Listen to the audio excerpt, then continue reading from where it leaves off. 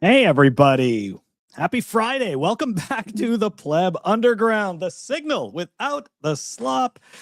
All right. So, guys, I apologize for being late. We're supposed to have a guest today. We're supposed to get Seed from Seed Signer. And for whatever reason, he is not here. So, we're going to start diving into the news that was starting to put together. So, let's do it. Here we go. Here we go. So first thing I wanted to talk about was just a bit of a warning. This actually was a story that started with Robbie. He's a fellow Bitcoiner that does a lot of hip hop. I often promote him through Pleb Underground. Anyways, he got reached out to by an account named Kenneth OX. Anyways, this guy was pretending to be with BTC Prague and whatnot, and so I started to look through the profile. Helped him out a little bit. Also told him to get in touch with Martin and or his brother, which are essentially they are the co-creators, right, and the co-founders of BTC Prague. And so here it is, guys. Urgent security warning. Sophisticated phishing attack on the crypto community, but really it's on Bitcoiners because it's Bitcoiners at BTC Prague.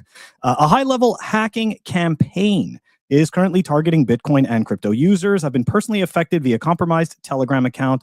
The attack vector, attackers initiate a Zoom or Teams call, uses deepfake AI. So we're kind of used to that already. We've seen that. They claim audio issues and instruct you to install a specific plugin to fix the sound. Actually, in Robbie's case, this Kenneth account, told him to, he couldn't install the app on his phone. So this is hilarious, right? Because he told him to install Zoom, but everybody knows Zoom has an app for your phone. And he was like, no, you can't use that for these interviews. You have to install Zoom on your laptop. It's pretty stupid. It's pretty, but again, right? Like they're trying. Why not? They're trying. Anyways, so this plugin provides full access to your system, leading to the theft of all possible Bitcoin holdings, Telegram accounts, of course, right? Hacking you and then being able to then use your identity to go and try to hack others. So here we go. This is the official post, right, from Robbie from yesterday, PSA, regarding the Kenneth Lee account attempting to social engineer attack, posing as a CMO of CoinDesk and CoinDesk podcast organizer for BTC Prague. Right? And there you go. All he did was, and it's really basic shit, right? It's just he retweeted the BTC Prague account saying, who's planning on going? We're working on podcasts and we're looking forward to having you as a speaker. So of course, right, for less discerning people, or maybe people that are just so excited to get attention, right, that they're immediately going to go, they're going to install the software, they're going to do what's asked, all this good stuff. But all he did was retweet a random tweet. He has no association. Now, as of right now, that is the only account that I know about that is doing this. I'm sure there are other accounts, but guys, just be wary, okay? And look, somebody tells you that they're affiliated with a particular conference or a particular product, don't be shy. Reach out to maybe the founder of that product, right? Maybe the CEO. I know it. Look, they might not respond to you, right? But maybe they will. And I've done that a few times where people have reached out to me to talk to me about a product. And then since I have a relationship with the founder of the product, I will reach out to them and say, send them the profile and say, hey, are you affiliated with this person? It's at least it's one mitigation step. Right. But essentially what this account is hoping for is that you're just so excited to finally get attention, right? That you're just going to install whatever it is to do the interview, to think that, you're going to end up on some stage, all right? Using your vanity and your desire for engagement against you. Good job. Good job, Kenneth. Well, now we know about it. Okay, moving on, guys. I don't know if you saw this, but Ledger plans a $4 billion IPO on the New York Stock Exchange. So after they've been hacked, I don't know how many times at this point, 6, 7 times. Probably interestingly enough, right, one of the most popular products around, I'm going to say crypto because not Bitcoin. I don't know really any. I know Bitcoiners who started with ledgers, but they never stuck with them. They always upgraded to something much better once they got more comfortable. But it's really an incredibly popular product around this space. And yet these guys have done nothing in a way to show that they care about their customers. Right? Everything from reselling your information to being hacked to essentially holding your coins hostage by making you pay for, some elaborate signing scheme. I mean, these guys suck. Of course, I'll be watching it though, right? Just for the sake of it. Ledger's going to IPO, and we're going to watch what happens. But that is, to me, right? Like this particular IPO, this is people who want to get out, right? And to a certain extent, when it comes to IPOs, that's usually what it is, right? It's a bunch of Series A, B, and C investors that have been hanging on to bags for a very long time, right? And they've been waiting for a company to go public so that they can finally dump out of their positions, right? They could finally, hopefully, get their money back, or in some cases, 10x, 5x, 20x, right? Depending on what the market demand is for those shares. And of course, who the underwriter is. The underwriter is always very important, even though they pretend that it's not, but it is. Okay. All right. So look, I was going to talk about this on Monday. I found this yesterday by fluke. 3D printers obviously are controversial, right? Because, okay, it disrupts the supply chain. You can print your own products, as most people who are in the 3D printing space or do 3D printing as a hobby, that you can print your own updates, right? You can print your own parts. You can do all kinds of stuff like that. I did some 3D printing for a few years. I found it fun. I 3D printed a node case. Threw some LEDs in there. It was a whole bunch of good stuff, right? And I 3D printed a bunch of tools as well. But of course, right, as we're all paying attention to what's happening with Greenland and with Trump and Davos and all that fun stuff, right? There's this Washington bill that came out quietly, Bill 2321 regarding 3D printers, right? It's a proposed legislation in the U.S. state of Washington, okay, that requires all 3D printers sold in that state to include firearm blocking technology. Okay, pre-filed on January 8th, 2026, and referred to as the House Civil Rights and Judiciary Committee on January 12th. The bill would impose Class C felony penalties of up to 5 years imprisonment and $15,000 in fines for corporations that sell non-compliant printers after July 1st, 2027. The bill is sponsored by Democrat state representatives.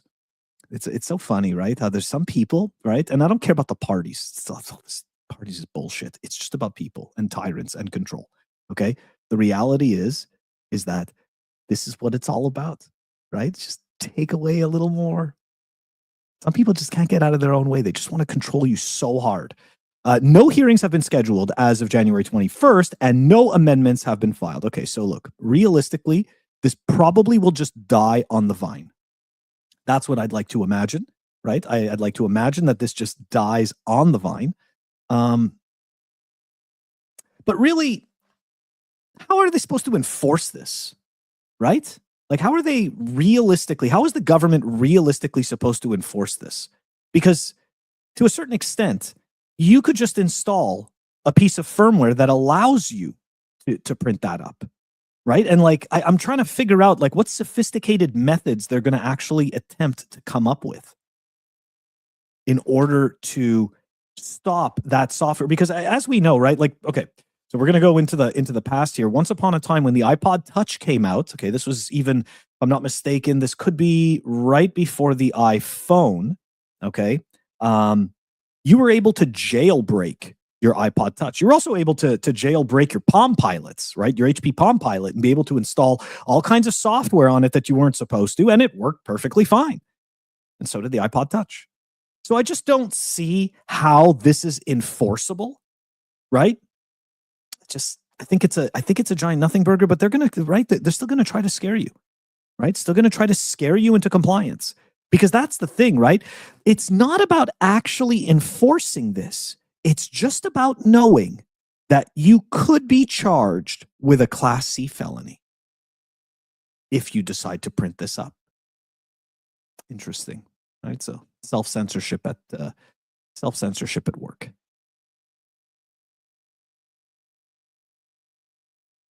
It's crazy times. I haven't been hearing much about this at all. So hopefully it is the giant nothing burger that I think it is. Anyways, Kansas introduces Bitcoin strategic reserve bill, allows up to 10% of state trust fund assets to be invested in Bitcoin ETFs. It's the paper Bitcoin once again. I'm not surprised, right? Not surprised by this.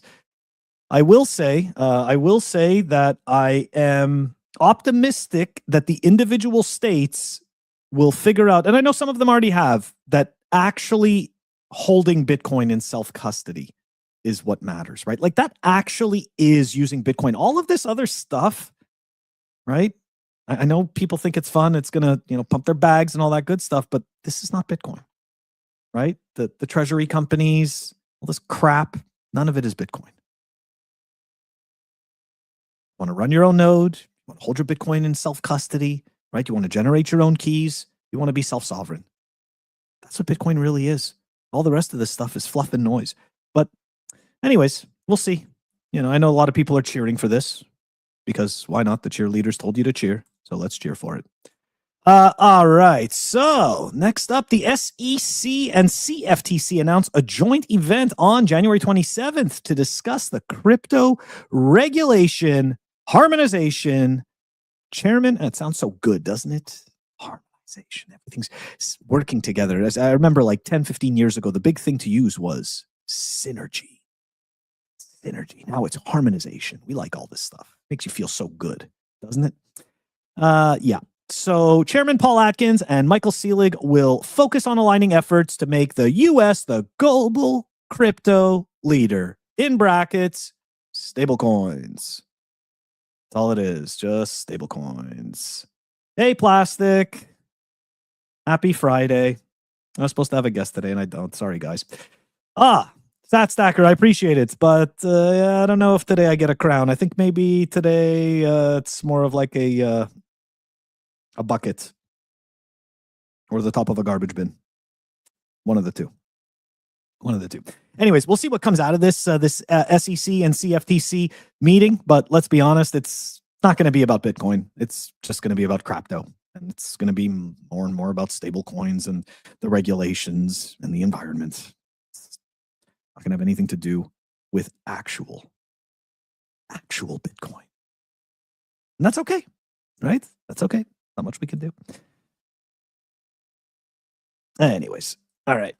So don't forget, guys. These guys are still in jail. By the way, letter number 3 came out, and this was part of what I am going to be going over on Monday. And if you didn't sign the petition yet, I implore you to do so. If you feel so inclined, you can also donate. And also in letter number 3, he only gives the address, right? To the he may have done this in the previous letters. I just didn't notice, but specifically in this one, it was mentioned, or at least I noticed that it was mentioned. And you can actually send him a letter, or something like that.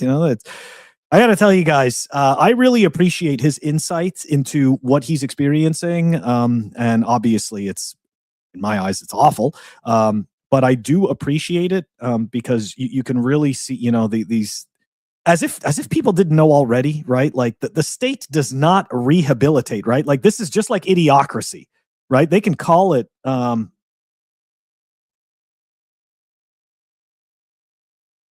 you can call it rehabilitation. it's not rehabilitation. Okay. And based on what he's explaining there, it's just like, not only does the prison system rob your time, but of course it's robbing you of your health as well,